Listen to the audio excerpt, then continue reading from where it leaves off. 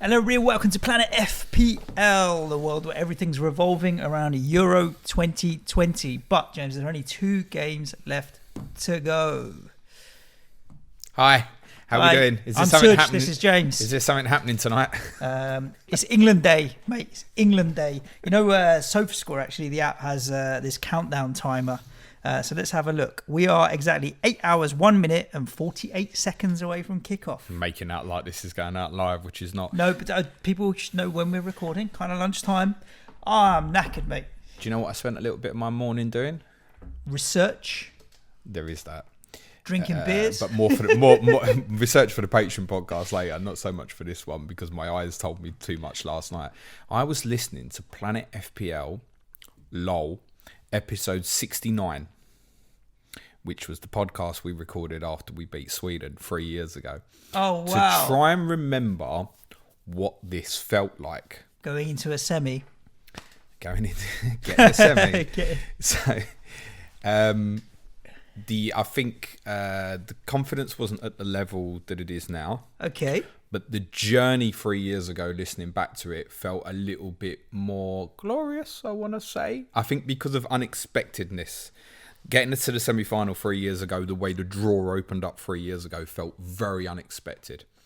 Whereas we've maintained the belief in this team, if it could win the big last 16 game, had a real chance of doing something. This squad is so much better than 3 years ago. And we were very much going into Croatia. This is 50-50, at best for us. Whereas I think, and it's okay to say it, I think we're going to win tonight.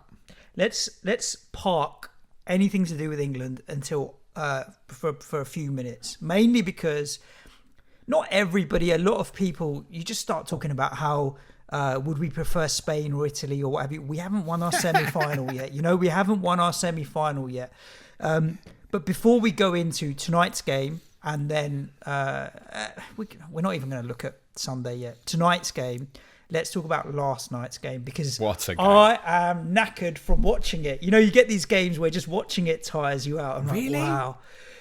Because you're just like, this is tireless. But it was, I said in yesterday's podcast that I thought it would be a very good technical game, but not like a Premier League end-to-end game with chances. It was much more of a Premier League game than I expected it to be. I thought it would be much more slow European, pass it around, keep the ball. But some of the stats that came off the end of it were unbelievable. I never expected Spain to have dominate possession by almost having twice as much as Italy. We messaged a bit in extra time about the passing percentages, the number of passes Spain completed. Pedri didn't give the ball away to about minute 110. Yeah, but this is the thing. You showed me Pedri was at 100% passing accuracy, right? But Busquets was at 93 and Koke was at 96. So between the three of them, they were all massively 90s in terms of 100% accuracy. For Pedri to have 100% passing accuracy in the position that he plays, when his key passes, incisive passes, phenomenal, that kid. Wow. The game was just very, very, very good. You didn't want there to be a loser kind of game. The patrons will get this from the pod I did with my missus last week. Another fucking half hour. I was like, these two can play for another 90 minutes if they want, mate. I enjoy penalties. Not when it's England, but other teams. I quite like watching the pressure and the penalties and all the rest of it. I didn't really want it to go to pens. I was kind of, I'll say hoping. I don't really give a shit. Yeah. I wanted there to be a winner in the game. I don't like penalties as a way of getting a winner and resolving a game, but I like watching them when it's someone else. Oh yeah, as long as it's not your team involved. Obviously the drama of pens, and I'm sure we'll speak about Alvaro Morata at some point on this podcast. Yeah, it's a shame that it has to end that way. Italy were fortunate last night, I think it's fair to say, but then have been far better than Spain during the duration of the tournament. Yeah, you say that. I mean, Spain smashed 5 against Slovakia and they scored 5 in the other game as well. So they scored a lot more goals. In the first 5 games, Spain breezed past a very average Slovakia and turned up for half hour or so against Croatia, basically, in 2 kind of 15-minute bursts. So I mean, the Croatia game was quite even. A lot of it, I know they had a lot of the ball. Last night, that was... I'm not sure I've seen a performance quite like that from Spain, because it wasn't just the domination of ball possession, which we know they can go through this. We'd highlighted yesterday, look, they have had more of the ball than anybody else. But, I mean, what was it, 85% possession against Sweden in the group stage? So it was a little bit slanted because they hadn't played a top team who you thought Italy will get kind of closer towards 50 on this. But it was the tempo they played at.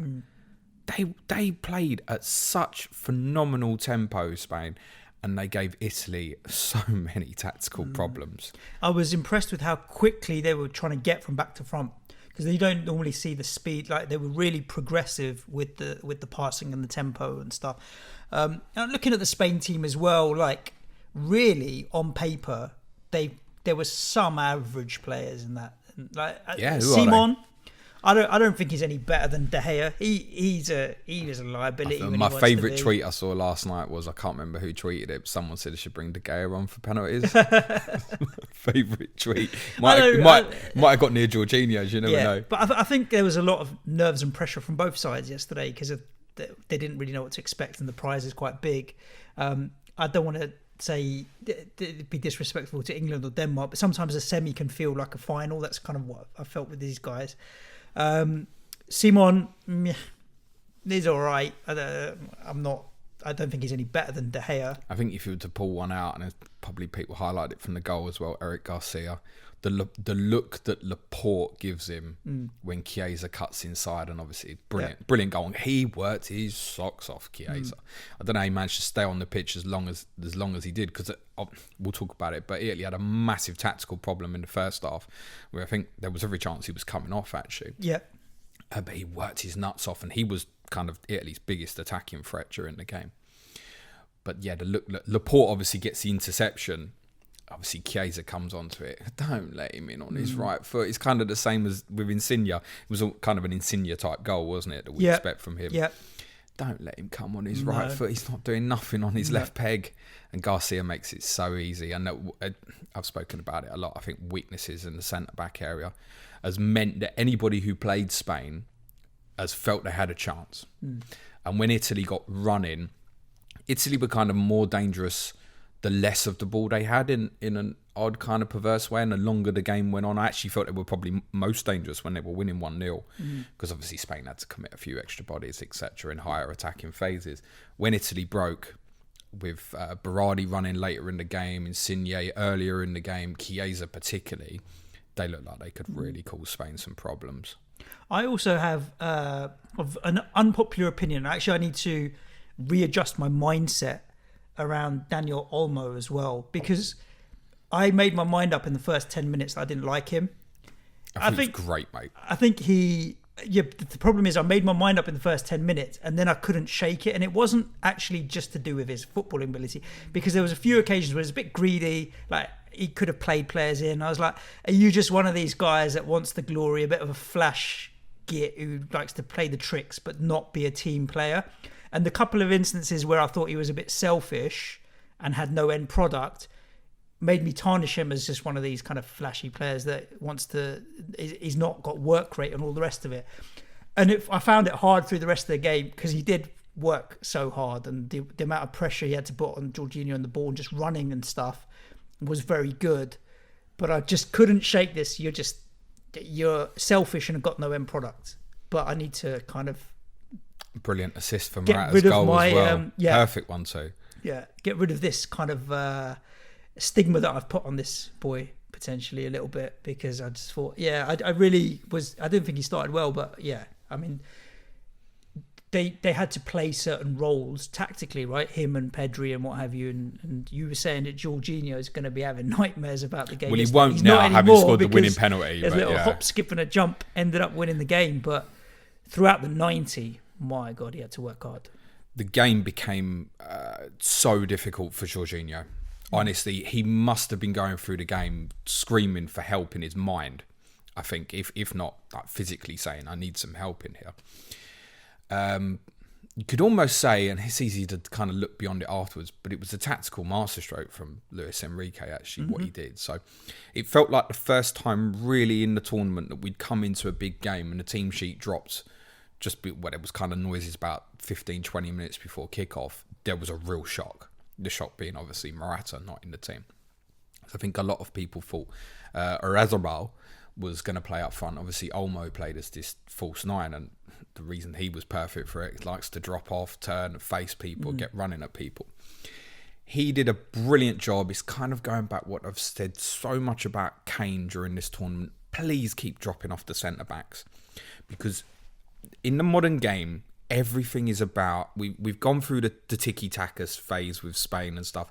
We had the kind of the Mourinho and the Greece and the defensive football. Now, everything is about ball transition and picking up space between the line. So when you play a good, really good tactical unit like Italy, with good technical players, etc., really well drilled, you have to try and find an advantage somewhere. And the advantage was from Olmo dropping in deep, and it gave Georginio monster headaches. Yep. What they basically did off the ball, Spain, was they went man-to-man in midfield. So Koke did a sensational job on Verratti. Pedri, always looking for Georginio. Whenever Spain didn't have the ball, it was instant looking for Georginio. It was following him around the pitch. So someone could kind of go into Pedri's kind of left midfield zone. So say Di Lorenzo was stepping outside. Pedri wanted to let him go. Ball's not going into Georginio because that's kind of their tempo. We spoke a lot in the group stage about that pass Georginio loves into Barella. They foregoed that a little bit. And then obviously when the ball flipped and Spain had possession, you've got Koke's now dragging Verratti high up the pitch. And Georginio's kind of... He's now psychologically worried about Pedri, but Pedri's still picking up the kind of half spaces between kind of left wing and number 10 role, which has also forced Italy's midfield outlet so often that pass. Barella's getting worried. He's dropping in deep. They tried... The reason why I said I thought there was a period they might even take Chiesa off was they tried to move Chiesa more in field and kind of sat Barella a little bit deeper, but he didn't want to do it because he's still trying to look for counter-attacking positions, Chiesa.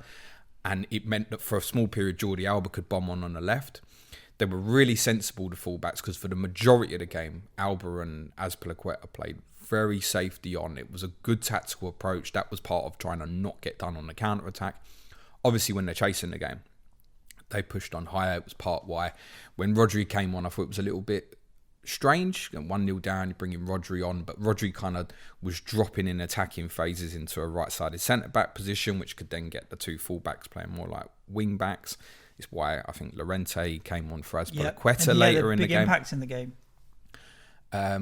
Tactically, Spain gave Italy so many problems. I think it gave a blueprint of how to beat this Italy team. And it's interesting, you said earlier about this kind of, who do we want to win? Well, I was watching Twitter Sphere kind of react last night before the game was, I don't want to play Italy. And by half time, it was like, I don't want to play Spain. Yeah, I get that. I think a couple of points on that. Italy, if you'd asked me after extra time, I would have...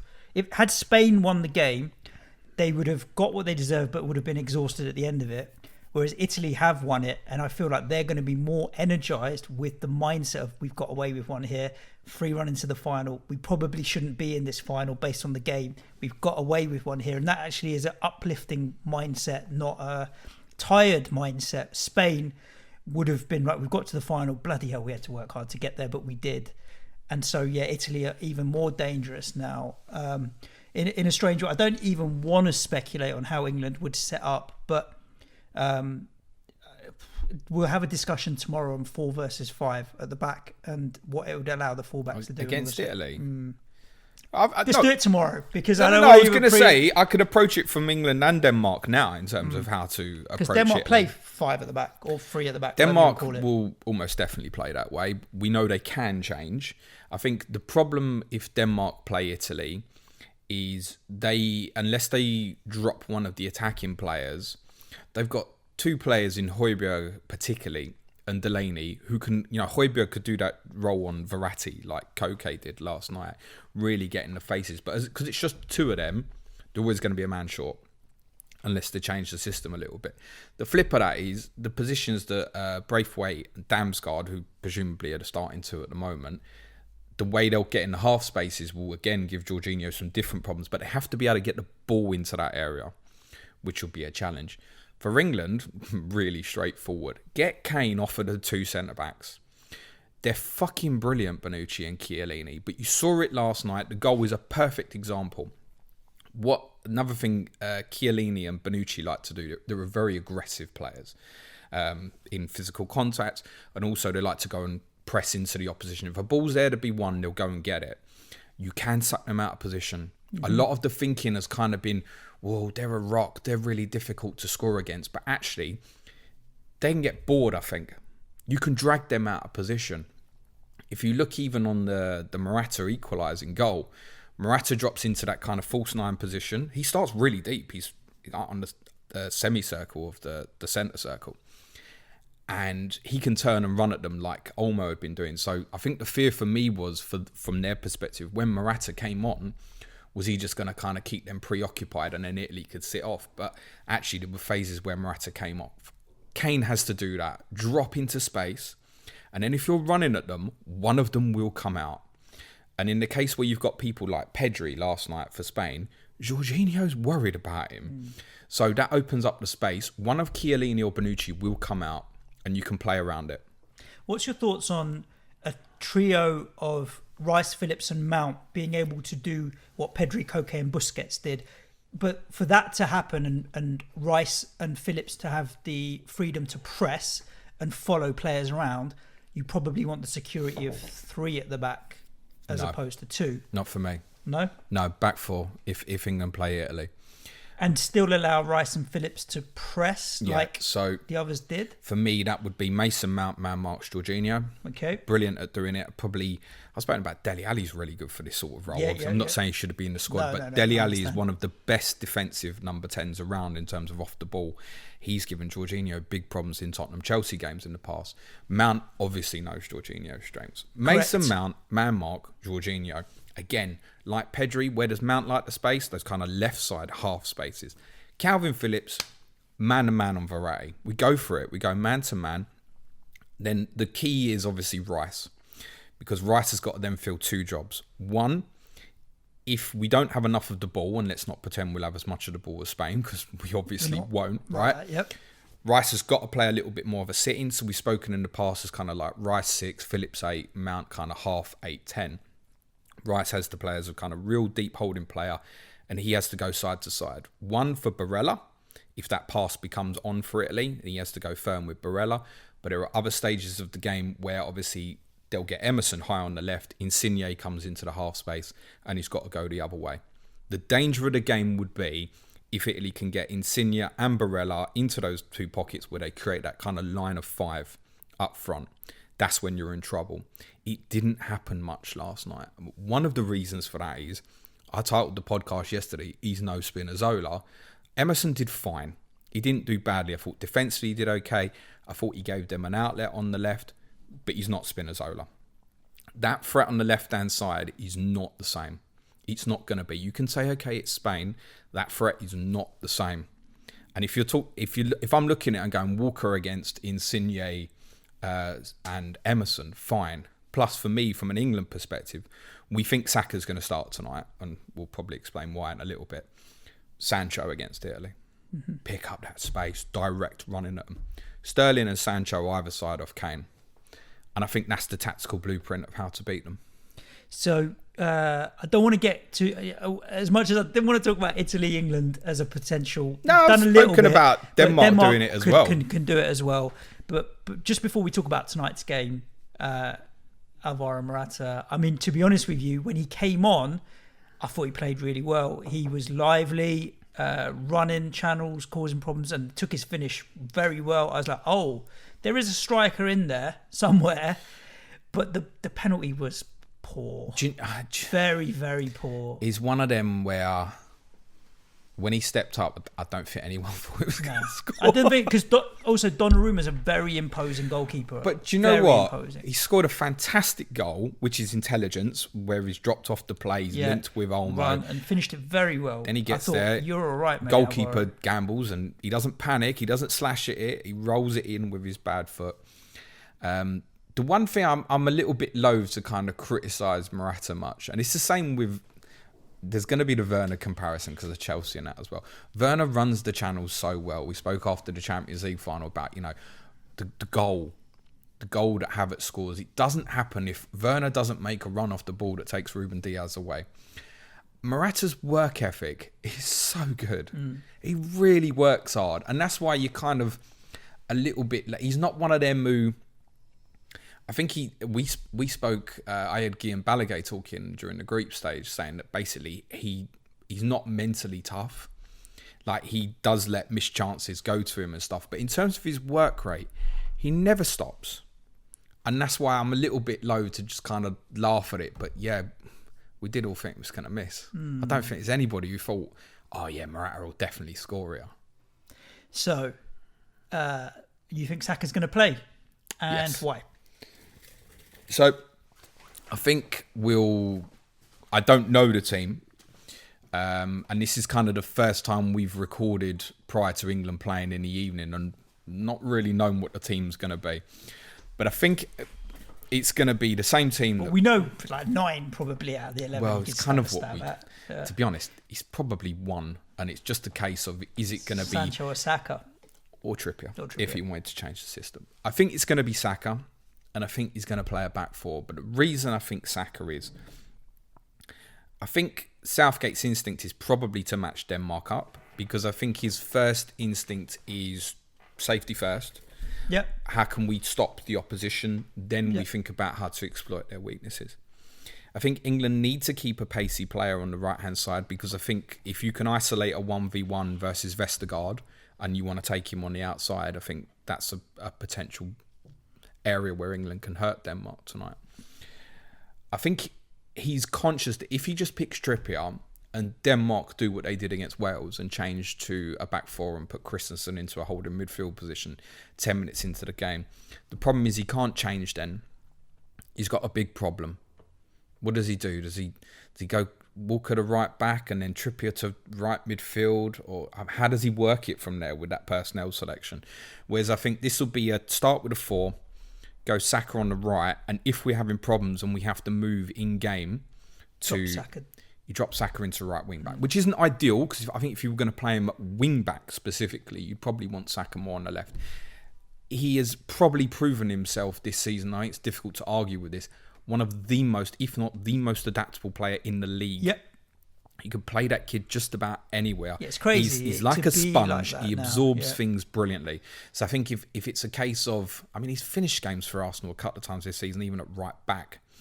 So if he has to drop into right wing back and just keep going up and down the touchline with Joachim Mele, that dude, then what a player he is, then that's what we'll do. But I think we'll start with a 4 and we'll drop him in if we need to. That's what I think Southgate's going to do tonight. This is not going to be an easy game. My instincts are similar. I mean, Southgate, just to say that he's the type of manager that likes to mitigate risk makes it sound a bit negative. But he does look at that and mitigate risk, not in a negative way necessarily, but just make sure that we're stable. Because the one thing I did think with both, I mean, with Spain and Italy, Spain were dominant in terms of possession, but I didn't feel like they controlled the game. Like Italy still had moments where they could hit them on the counter, whereas England, I think that's part because Spain played with tempo, which it's harder as we've said is But I think with Gareth, we're really looking to control it as much as possible. But nervous today. So we should be. Yeah, I'm nervous today.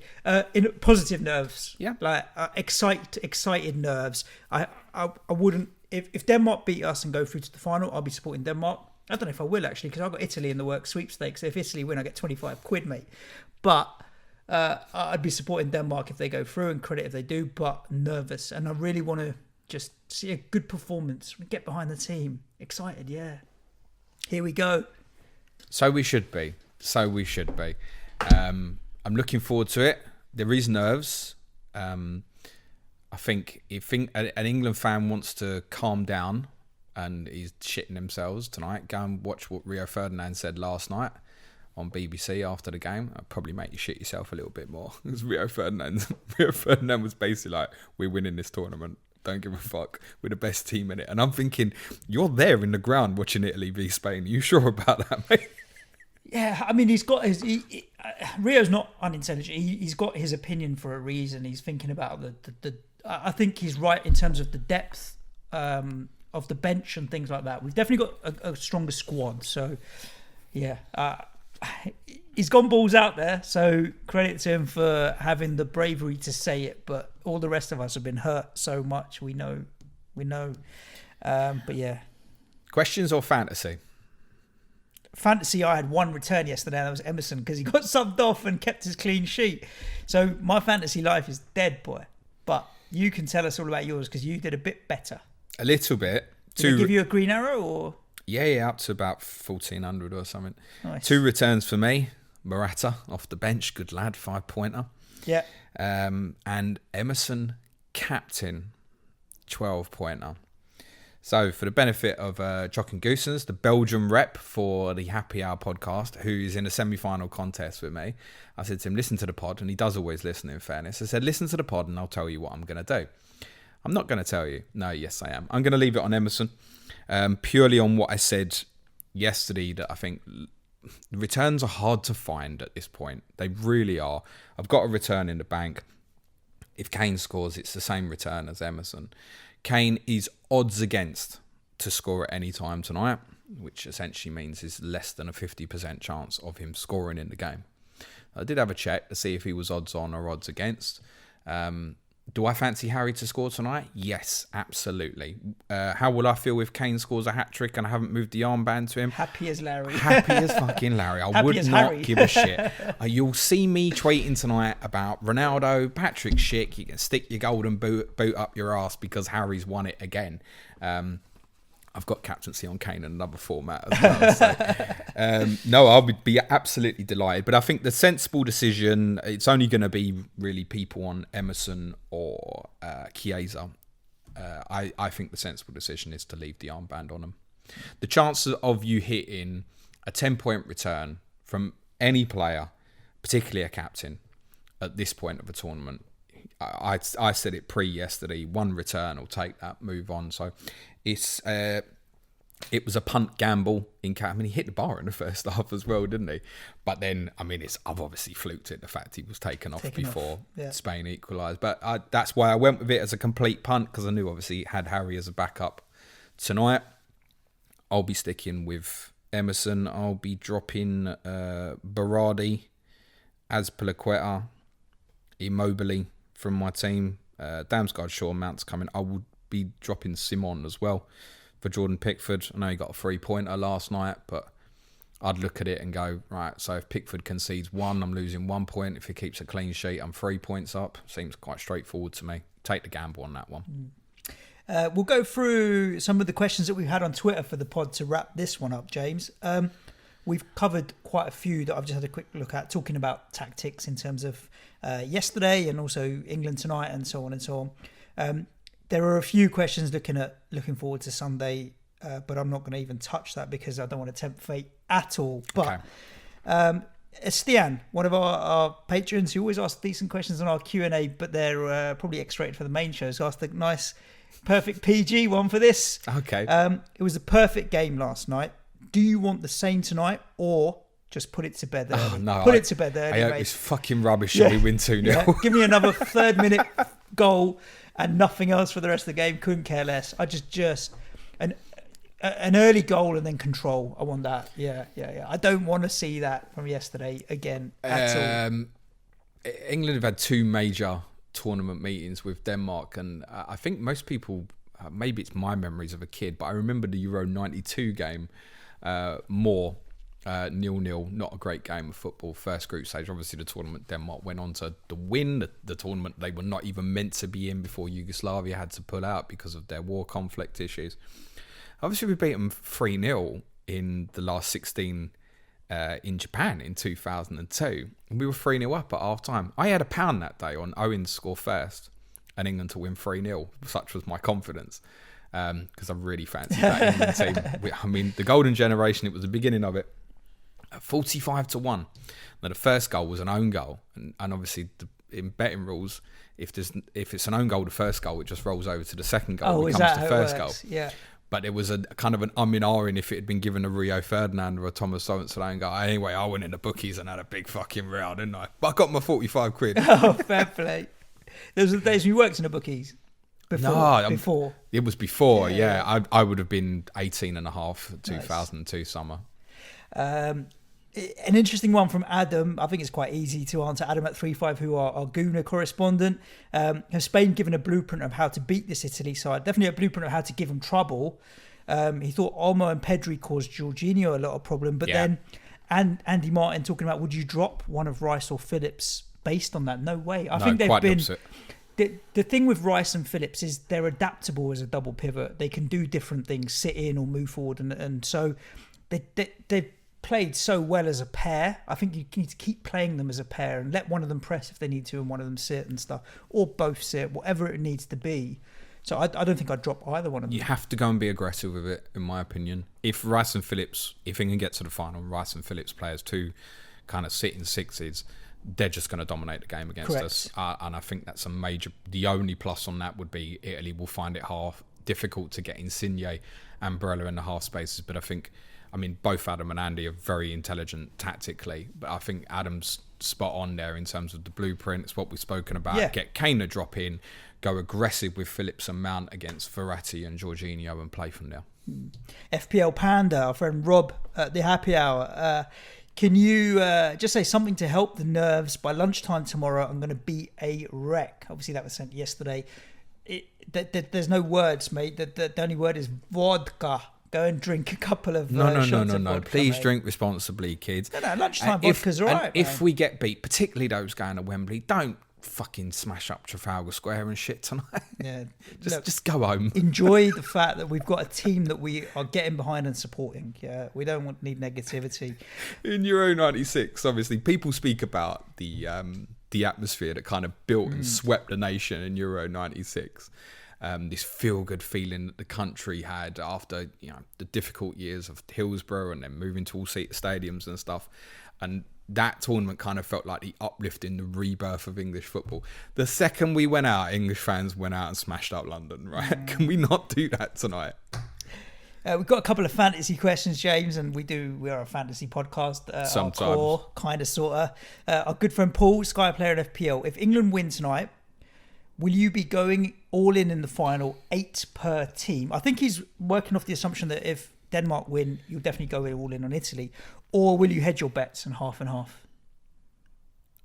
I think I'll go all in England. But I think the reason for that would be I would want to go as close as possible to a blanket defensive.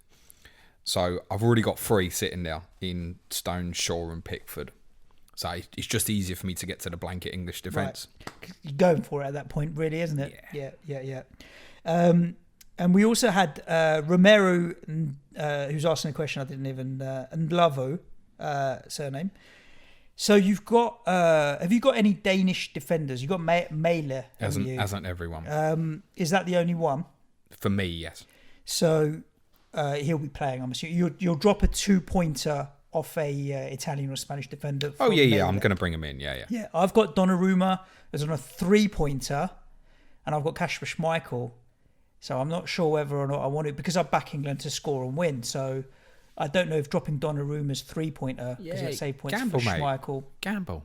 Yeah, to be honest, my rank's rubbish. So gamble. I'll be dropping my 2-pointer defenders for Danish defenders, yes. I think, to sum it up for you, if Damsgaard is some substitute, which we're not expecting, but it's also not impossible, but if he is, I'd still bring him in. Gamble, go for it. Yeah. FPL JB, will you both get the Foden haircut if and when England win? It's fucking easy for you because you ain't got as much hair. You can just get rid of it quick time. I'll dye it for one pod with the spray that you can wash out afterwards. I don't mind that, but I'm not going to get it done properly. Listen, if there's one thing you wanted to know that guarantee that England ain't winning this tournament, it's the fact that they've all said they'll do that if we win it. Who have all the rest of the squad? All the squad, yeah. Oh, idiots. Imagine Harry Kane with that. Yeah. Richard There's Nyquist. no chance whatsoever I'm doing that. You're good. Richard wants to know, who would you rather have as your final penalty taker in a shootout, Kane or Georginio? Harry. Yeah, I think there's definitely a small amount of bias in there, but Georginio, cool as a cucumber yesterday. This lollipop, hop, skip, and jump. Can we talk about two things briefly, i.e. what happened at the end of the game? One, if you didn't catch it, go and watch back, because Simon is basically clapping Georginio before the ball crosses the line. He obviously goes early. I mean, you do think these goalkeepers have so much information these days. That you know that he does it. You've literally just... It's like everybody acted last night and when, like, Georginio never missed the penalty. Like, Kane... we had this with Kane a couple of years ago after the World Cup, actually. Oh, is Kane the best penalty taker in the world? Sure enough, he missed his next one for England against Kosovo, actually. Alisson and Ederson have both saved penalties from Georginio over the last couple of years, and it's very clear what they do. Do not move, and you've got to gamble that if you stand still and just watch the ball, don't move, you have to react to the shot. But because of Georginio's style, it's extremely difficult for him to put it right in the corner. So if you can be patient, you've got half a chance. I would look at it and think, well, all right, I'm a bit of a midget, but if I just wait, I've got half a chance of reacting to the shot. Yep. As if Harry blasts the thing, I ain't getting fucking nowhere near it. I mean, he strikes the ball so cleanly, this Harry Kane. And if you kick through the ball, it's obviously much harder to stop, rather than trying a trick or two or Panenka or whatever else they want to try and do. I'd rather hit the ball. Thiago's penalty last night was brilliant as well, actually. Very good. Yeah. Very good. Gave him the eyes and just. But the other thing I wanted to talk about was Chiellini and Alba. Yes, with so the coin toss. The last question that I was going to ask for this pod was, I should have kept it open because I want to know who asked it. It was asked by Mark Williamson. Thank you, Mark, for your question. Has anyone ever enjoyed being in an international tournament more than Chiellini?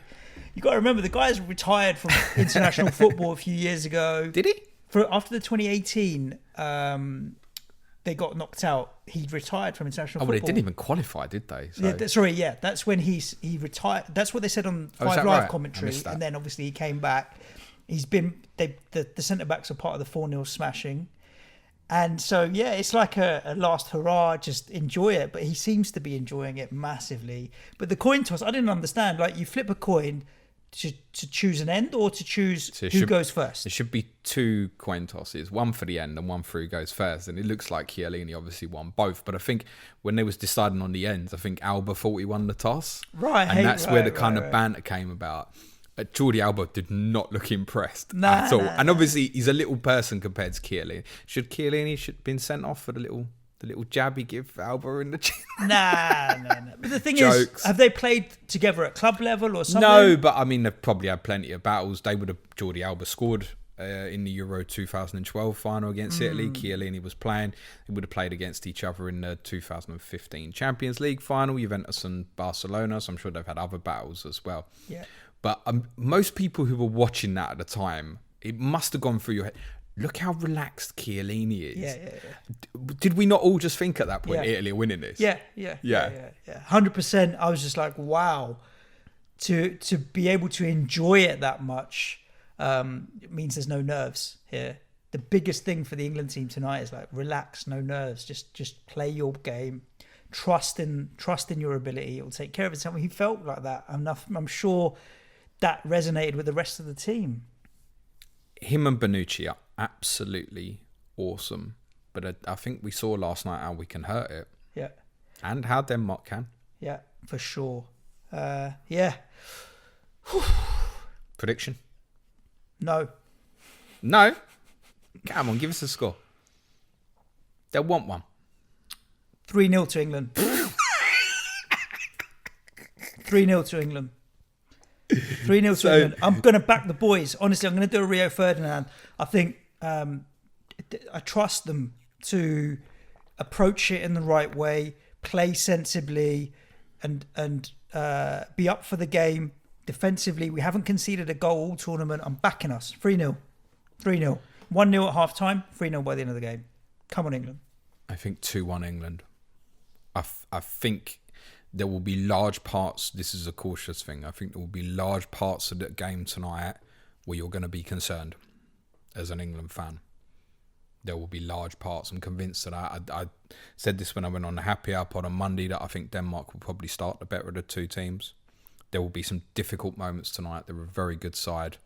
But yeah, I fancy us to do the job. I don't back myself. I wouldn't put money on a 3-0. I don't have the excitement and positivity of a 3-0. But I think if England play as well as they can beat this Danish side 3-0. Let's do it. Let's bring it home. Indeed, it is. Maybe football's coming. Rome. Maybe. Who knows? Rome.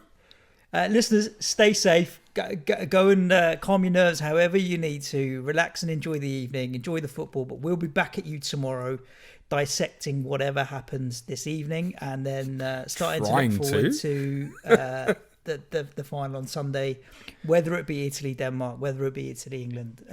Regardless, the final I'm looking forward to already as well. It's going to be a good game. So I'm not looking forward to the final yet.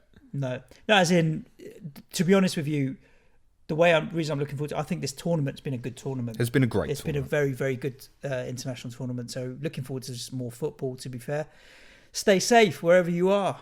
Ciao for now. Thanks, everyone. Enjoy the game. Be nice to each other. Come on, England. Cue music, please, man child.